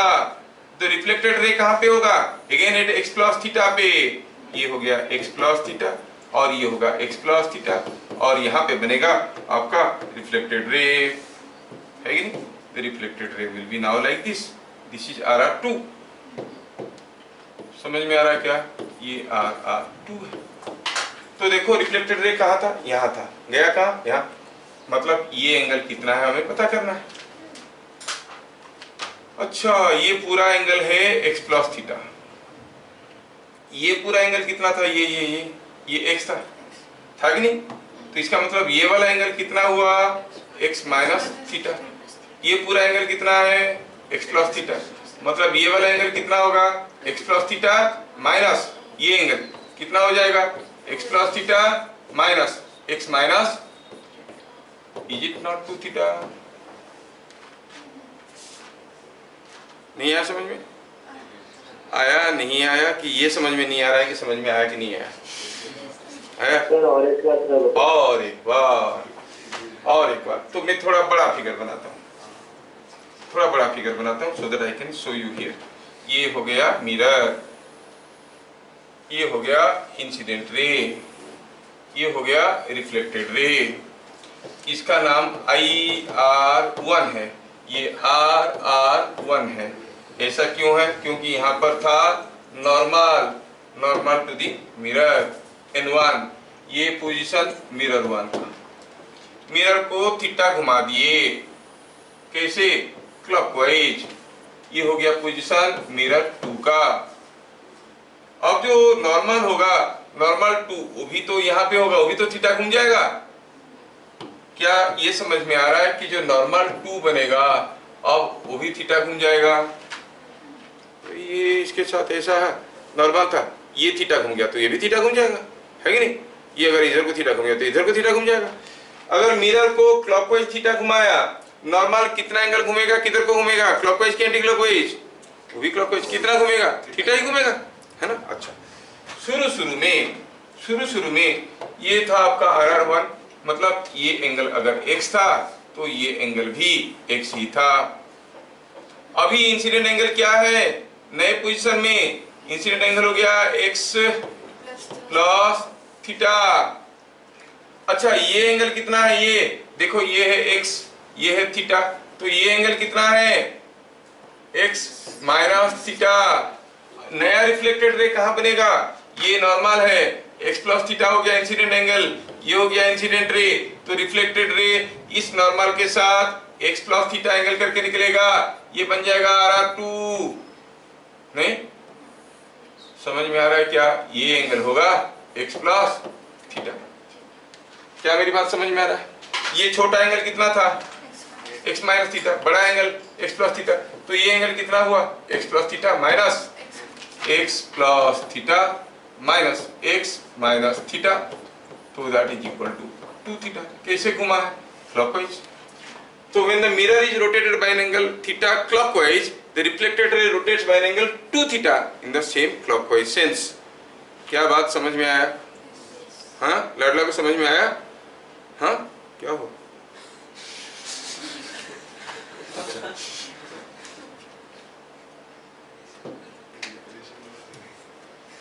ठीक है, तो ये हम दो स्टेटमेंट देखे कि if mirror being fixed, the incident ray is rotated by an angle theta in clockwise direction, the reflected ray rotates by theta in anti-clockwise direction। If incident ray being fixed, the mirror is rotated by an angle theta in clockwise direction, the reflected ray rotates 2 theta in clockwise direction। अब अगर दोनों होगा तो इसके लिए क्या हो रहा है, उसके लिए क्या हो रहा है, देख के दोनों को कर लेंगे। सपोज हम कहेंगे इंसिडेंट रे को थीटा घुमाया क्लॉकवाइज, मिरर को भी थीटा घुमाया क्लॉकवाइज, क्या होगा? इंसिडेंट रे को थीटा घुमाया तो रिफ्लेक्टेड रे थीटा आ गया एंटी क्लॉकवाइज, मिरर को थीटा घुमाया क्लॉकवाइज, वो चला गया 2 थीटा क्लॉकवाइज, मतलब अल्टीमेटली रिफ्लेक्शन क्या होगा? Theta in the clockwise direction. समझ में आ रहा है? दोनों को जोड़ के करना है, कर सकते हो। अच्छा,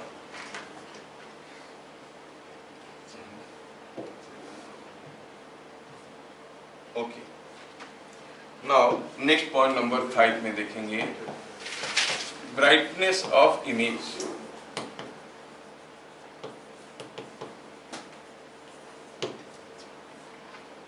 कोई स्मॉल इमेज कब दिखता है? When the reflected rays reach our eye. More reflected rays हमारे आंखों में पहुंचेंगे तो ब्राइटर इमेज दिखेगा, लेस रिफ्लेक्टेड आई पहुंचेंगे तो हम डॉल इमेज दिखेगा। नहीं तो छोटे मिरर में हमें डॉल इमेज दिखता है, बड़े मिरर में हमें ब्राइट इमेज दिखता है, बट कंडीशंस अप्लाई। अगर कोई मान लो कि इतना छोटा सा मिरर है, यहाँ से जो रेज आ रहे हैं वो रिफ्लेक्ट करके हमारे आंखों में आ रहे हैं और हम उसको देख रहे हैं, तो यू से डॉल इमेज। थोड़ा मिरर और बड़ा हो जाएगा, थोड़ा और ज्यादा कुछ रे हमारे आंखों में पहुंचेंगे। लेकिन अगर मिरर मान लो इतना बड़ा है, बहुत सारा रे रिफ्लेक्ट करे, सारे हमारे आंखों में तो नहीं पहुंच रहे, तो अब अगर और भी बड़ा करेंगे तो और ब्राइट दिखेगा क्या? नहीं। तो for very small size mirrors with increase in area of reflecting surface the brightness of the image increases. किसके लिए एप्लीकेबल है? Only for small size of mirror. कहोगे 2 फीट बाई 2 फीट का एक मिरर है, जितना ब्राइट दिखेगा 4 फीट बाई 4 फीट वाला इमेज में मिरर में क्या ज्यादा ब्राइट दिखेगा? नहीं। लेकिन 2 सेंटीमीटर बाई 2 सेंटीमीटर का मिरर है, जितना ब्राइट दिखेगा 4 सेंटीमीटर बाई 4 सेंटीमीटर वाला एक मिरर है, तो इसमें ज्यादा ब्राइट हमें दिखेगा। समझ में आ रहा? हाँ, मिसकंसेप्शन मत डेवलप कर देना। तो क्या लिखेंगे? The amount of reflected ray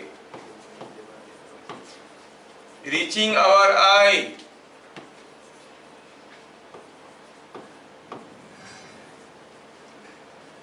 decides brightness of the image. Brightness of image. So for small size mirrors,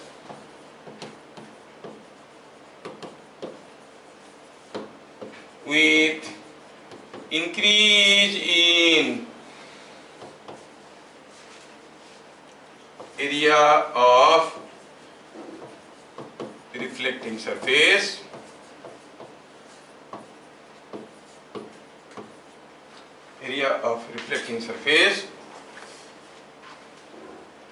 the brightness of image increases। क्या बात समझ में आया? ध्यान रखना है किसके लिए होता है? For small size mirrors. बड़ा मिरर को और बड़ा करने से ज्यादा ब्राइट नहीं दिखेगा। समझ में आया? अच्छा, ये हुआ पॉइंट नंबर 6। कोई भी ऑब्जेक्ट अगर मिरर के सामने है तो उसका इमेज फॉर्मेशन होता है। इमेज फॉर्मेशन होना और इमेज दिखना दो अलग अलग चीज है। इमेज दिखाई देना और फॉर्मेशन होना दो अलग अलग चीज है। जैसे मान लो कि ये कोई एक मिरर है और मैं यहाँ पे खड़ा हूँ मिरर के पास। क्या मैं यहाँ पे खड़े होकर अपना फेस देख सकता हूँ? नहीं देख सकता। नहीं, लेकिन इधर अगर कोई खड़ा रहेगा तो मेरा इमेज को देख सकता है इसमें, है कि नहीं? He can see my image but I cannot see. Why? क्योंकि यहाँ से जो लाइट रेज जा रहे हैं वो इसे गिरने के बाद उधर चले जा रहे हैं। Reflected rays are not coming here. वहां पर अगर कोई ऑब्जेक्ट रखा है उसका रिफ्लेक्टेड रे क्या हमारे पास पहुंच रहा है। रिफ्लेक्टेड रे पहुंचने से हमें इमेज दिखेगा, नहीं तो इमेज नहीं दिखेगी। तो कहां पर खड़े होने से हम इमेज देख पाएंगे कोई ऑब्जेक्ट का? That is called region of purview और रीजियन ऑफ साइट। कौन सा रीजन में हम खड़े रहेंगे तो किसी एक ऑब्जेक्ट का इमेज को देख पाएंगे। ठीक है, तो अभी हम उसके बारे में डिस्कशन करने वाले हैं। Region of sight, it is the region in front of a mirror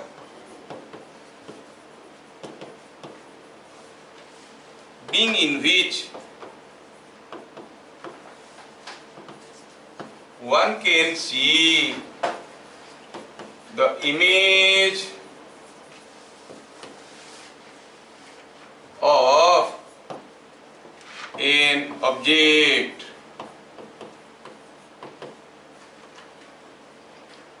यहाँ पर कोई एक मिरर है और मान लो कि इस मिरर के सामने यहाँ पे कोई एक ऑब्जेक्ट रखा है। Here is an object. ये क्या है? ऑब्जेक्ट। आप इस ऑब्जेक्ट का इमेज को देखना चाहोगे। इमेज तो आपको तब दिखेगा जब reflected rays from the mirror reach your eye, है ना? दरवाजा बंद कर देना पीछे का। Reflected rays reach our eye. सोचो यहां से अगर कोई लाइट रे आके ऐसे गिरता है तो रिफ्लेक्ट करने के बाद वो कैसे जाएगा? ये ऐसे जाएगा, है कि नहीं? नाउ थिंक, क्या आप किसी भी केस में ऐसा आपको मिल सकता है कि कोई रिफ्लेक्टेड रे इस जोन से जाएगा? क्योंकि एक्सट्रीम से डाल रहे हो, यहाँ पर गिर रहा है तो ऐसे निकल के आ रहा है। अगर इसके नीचे कोई रिफ्लेक्टेड रे जा सकता है क्या? नहीं जा सकता। मतलब आप अगर यहाँ पे खड़े हो तो आपकी आंखों में कोई भी रिफ्लेक्टेड रे नहीं पहुंचेगा। आप मिरर को देख सकते हो, ऑब्जेक्ट को देख सकते हो, इमेज को देख नहीं सकते। नहीं?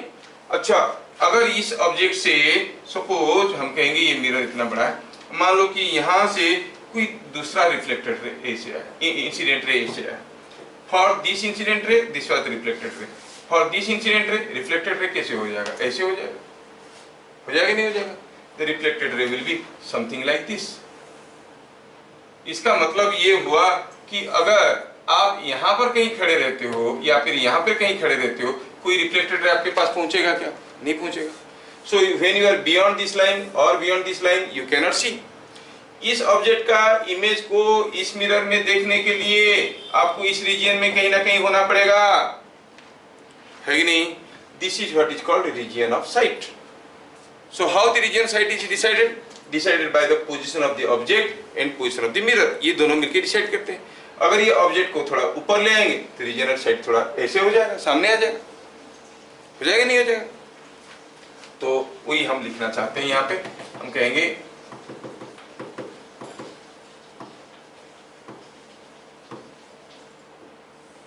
दूसरा रीजन, ये जो रीजन है इसको हम कहेंगे, ये जो रीजन है इसको हम कहेंगे reason of site.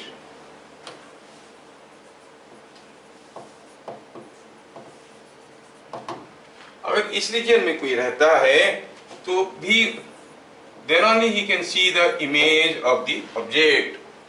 So how you define that region? ये रीजन किसके ऊपर डिपेंड करता है? पोजीशन ऑफ ऑब्जेक्ट और पोजीशन ऑफ मिरर के ऊपर डिपेंड करता है। और किसके ऊपर डिपेंड करता है? ये डिपेंड करता है by the reflected rays from the extremities of the mirror. ये मिरर का इस एक्सट्रीम से एक रिफ्लेक्टेड रे लो, इस एक्सट्रीम से एक रिफ्लेक्टेड रे लो, ये दोनों रे के बीच में जो जोन आ गया उसको हम कहेंगे जोन ऑफ परव्यू और रीजन ऑफ परव्यू और रीजन ऑफ साइट। समझ में आ रहा है? तो क्या लिखेंगे यहाँ पे? This region is bounded by, थोड़ा इसको मिटाते हैं, this reason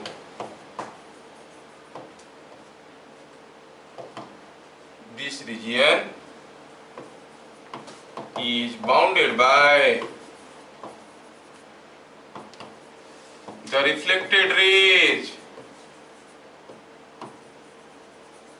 from the extremities of the mirror.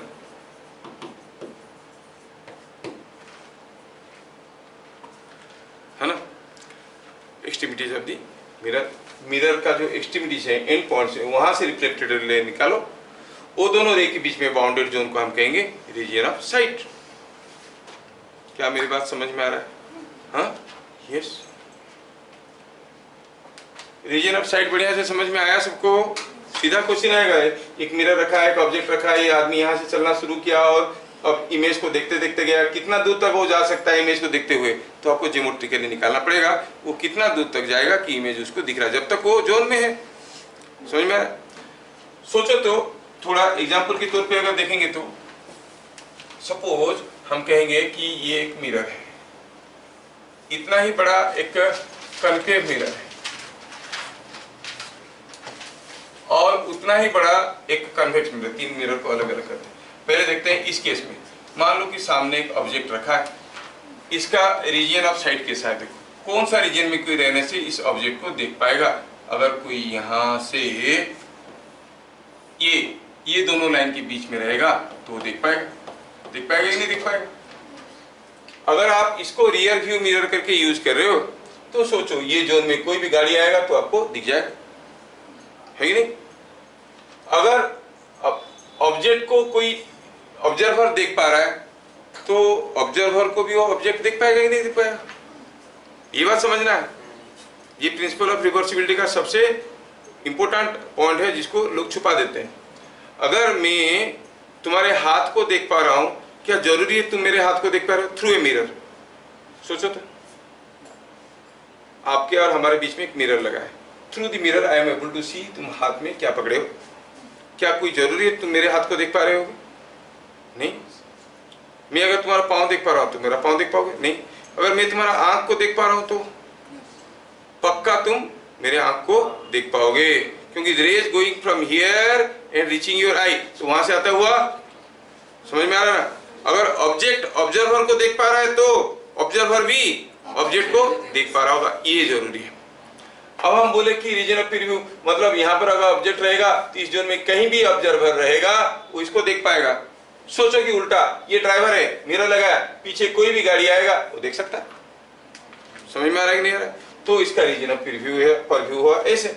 लेकिन सोचो कि ये अगर मिरर ऐसा वाला मिरर होता,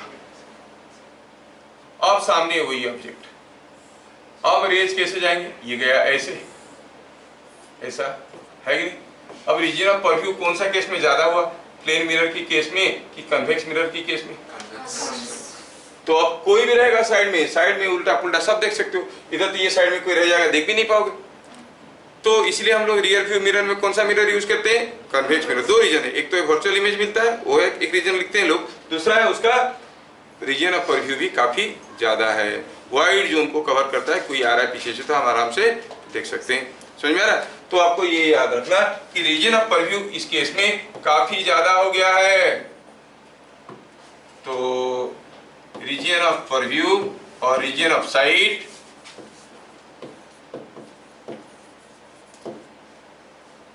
is more in case of convex mirrors as compared to same size plane mirror. Same size का अगर प्लेन मिरर लेंगे तो रीजन ऑफ परव्यू काफी ज्यादा है in case of convex mirror. क्या बातें समझ में आ रहा है? बोरिंग बोरिंग है कि इंटरेस्टिंग इंटरेस्टिंग है? हाँ, sir concave mirror. Concave mirror, चल बेटा लगा के देख क्या हो रहा है। कॉनकेव मिरर, बोले कॉनकेव मिरर में क्या होगा। ये हो गया कॉनकेव मिरर, उसके सामने ऑब्जेक्ट रखो। अब देखो तो यहाँ से कोई लाइट नहीं गिरेगा तो ऐसे आएगा, यहाँ से गिरेगा तो ऐसे जाएगा। तो देखो तो रीजन ऑफ परव्यू काफी छोटा हो गया कि नहीं हो गया? समझ में आ रहा है क्या बेटा? Not getting? ठीक है, फिर से बताता हूँ। सपोज ये है कॉनकेव मिरर, ओहो ये है कॉनकेव मिरर, यहाँ पर ऑब्जेक्ट रखा है, ठीक है। और मान लो कि ये कॉनकेव मिरर का है, ये जो कॉनकेव मिरर है इसका सेंटर ये है, मिरर का सेंटर ये है। आपका ऑब्जेक्ट मान लो यहाँ पे रखा है, ठीक। पहले आपको पता करना पड़ेगा कि ऑब्जेक्ट से निकलता हुआ कोई रे अगर यहाँ पे गिरेगा तो किधर को जाएगा, ऊपर जाएगा कि नीचे जाएगा। हम नॉर्मल ड्रॉ करेंगे। Mirror is a curved mirror, spherical mirror. Sphere को किसी भी पॉइंट में नॉर्मल ड्रॉ करो तो will it not pass through the centre? Yes, ये सेंटर से गया। ये सी क्या है? C is the centre of this concave part. समझ में आ रहा है क्या? तो ये जितना एंगल करके गिरेगा उतनी एंगल करके यहां से निकलेगा। सिमिलरली इधर से जो आएगा इधर से आएगा, मतलब थोड़ा सा जोन आ गया कि नहीं आ गया? Zone become smaller. हाँ, तो कॉनकेव मिरर हम यूज नहीं करते रियर व्यू मिरर में, ठीक है। कॉनकेव मिरर यूज नहीं करते। कब करते हैं कॉनकेव मिरर? कॉनकेव मिरर को कब यूज करेंगे? रियर व्यू मिरर में या किसी एक मिरर में रीजन ऑफ परव्यू बढ़ाने के लिए। अगर हम कहेंगे कि ऑब्जेक्ट यहाँ पे है, बहुत ही नजदीक, अब गिरेगा तो ये उल्टा जाएगा, दूर जाएगा। So it is between pole and the focal point, ताकि ब्राइटर इमेज दिखेगा। डेंटिस्ट वगैरह यूज करते हैं कॉनकेव मिरर को, ठीक है। अभी तो उसमें घुस जाएंगे तो फिर मुश्किल में फंस जाएंगे। हम तो ये जानना चाहते हैं कि कौन सा केस में रीजन ऑफ परव्यू ज्यादा है। कॉन्वेक्स मिरर में ज्यादा है और प्लेन मिरर में कंपैरेटिवली कम है। हाँ बोलो। बारिश हो रहा है? नहीं नहीं, पानी गिर रहा है। हाँ, पानी गिर रहा है, बारिश आसमान से। ठीक, आया समझ में? रीजन ऑफ परव्यू समझ में आया? दो तीन चीज इंपोर्टेंट चीजें बताए। टाइम पर हो गया क्या? अच्छा, ओके। थोड़ा आज में कुछ चीजें बताया, देख लो। उसको अगले क्लास फिर से हम लोग डिटेल्स में और भी देखेंगे, रिव्यू कर लेंगे। उसके ऊपर बहुत सारा न्यूमेरिकल भी करेंगे। और ये थ्योरी था, पहला क्लास था, थोड़ा स्लो गया। अगले क्लास दौड़ेगा क्योंकि बेसिक फंडामेंटल्स बन चुका है। नहीं, ठीक है, फिर मिलेंगे अगले क्लास। तब तक के लिए जय हिंद। जय हिंद।